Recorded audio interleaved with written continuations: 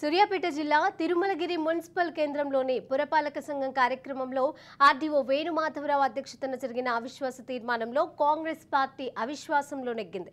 ఇక అవిశ్వాసానికి అనుకూలంగా 15 మంది సభ్యులు ఉండగా 12 మంది సభ్యులు చేతులు లేపడంతో అవిశ్వాసం నెగ్గినట్లుగా వారు తెలిపారు.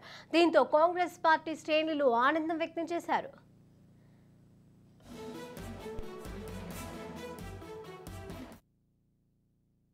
తిరుమలగిరి మున్సిపాలిటీకి సంబంధించిన చైర్మన్ నో కాన్ఫిడెన్స్ మోషన్ ఏదైతే అవిశ్వాస తీర్మానం ఏదైతుందో అది కలెక్టర్ గౌరవ సభ్యులు ఎవరైతే ఉన్నారో వాళ్ళకి నోటీసెస్ ఇవ్వడం జరిగింది.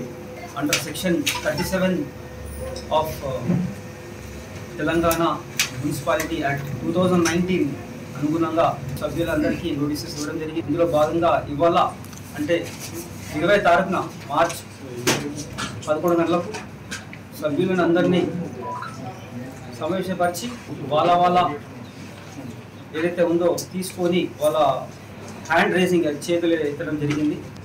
చైర్మన్ మీద అవిశ్వాస తీర్మానము ప్రకటించింది. సో ఇందులో భాగంగా చైర్మన్ ఇవాళ నుంచి ఏదైతే ఉందో ఆ చైర్మన్ ఏవైతే ఉంటే సీజ్ అవుతాయి. సో తిరుమలగిరి